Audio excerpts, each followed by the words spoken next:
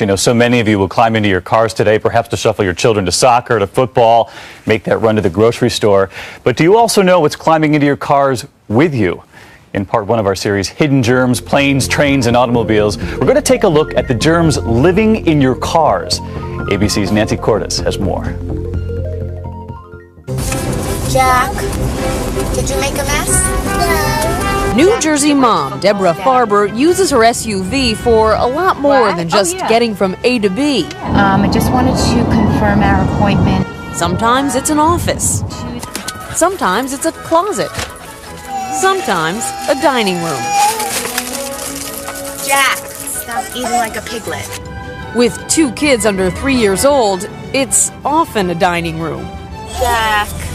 Like so many American moms, Deborah, who works full-time in pharmaceutical sales, lives in her car. And it shows. Crumbs, raisins, bagels, anything the dog can't eat, it's in the car. And half the time I'm like jumping in and out of the car. I don't have time to clean it.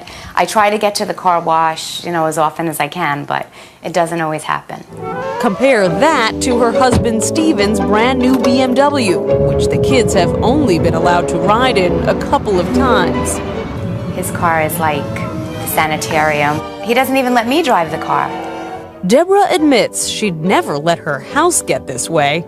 This number actually represents millions of bacteria. We asked germ expert Dr. Chuck Gerba to swab every inch of Deborah's car and Steven's to let them know, for better or worse, what's growing in there. We found that cars were the moldiest of all forms of transportation that we looked at.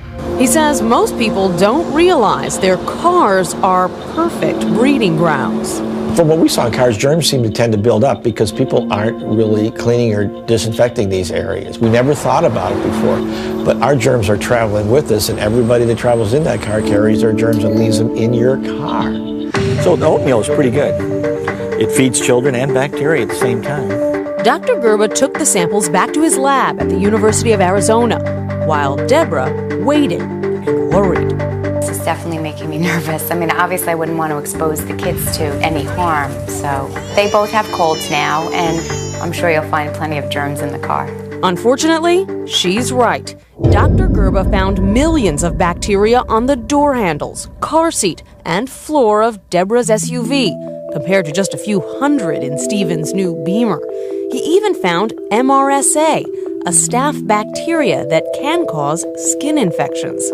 The germiest areas in your car are your dashboard, your change holder, and where you keep your coffee, actually. The reason is the dashboard is because the airflow is over your dashboard. And so the bacteria tend to build up on that surface. We headed back to New Jersey to give Deborah the bad news. On the car seat, Dr. Gerba found not thousands of bacteria, but hundreds of thousands from the sample that he took, plus mold all over Alexis's car seat, and that's what it looks like. Ugly. Very ugly. This is what Dr. Gerba found on the cup holder in your SUV. This is mold and thousands of bacteria. I can't even look at the picture. Where you're putting your drink every day. Exactly. Is there anywhere he didn't find bacteria? Actually, the radio dials were quite clean. She's the only one who touches them. As for the rest of the car, Dr. Gerba says Deborah, like the rest of us, should consider wiping down some parts with a disinfectant once a week. I'm going to wipe down this car as soon as you leave. Oh, but there's nothing unusual about here. Married people's cars are germier than single people's cars because 2 people are using it. The germiest cars are actually in places like Florida, where it's warm and humid, perfect breeding ground for bacteria, while the moldiest cars end up being in the Northeast, where temperatures are cooler, David. I love the dad who keeps his kids out of the BMW. We got to get them in there a few more germs. But I wanted to ask you about the handles. You talked about them in your piece. How germy were the handles? Well, actually, the handles on the inside of the car are germier than on the outside because the car's in the sun. The handle isn't as hospitable to germs as the inside of the car. And when you wash your car, those germs are cleaned away. Also, people are more likely to wash the outside of the cars more often and more thoroughly than they actually clean the interior.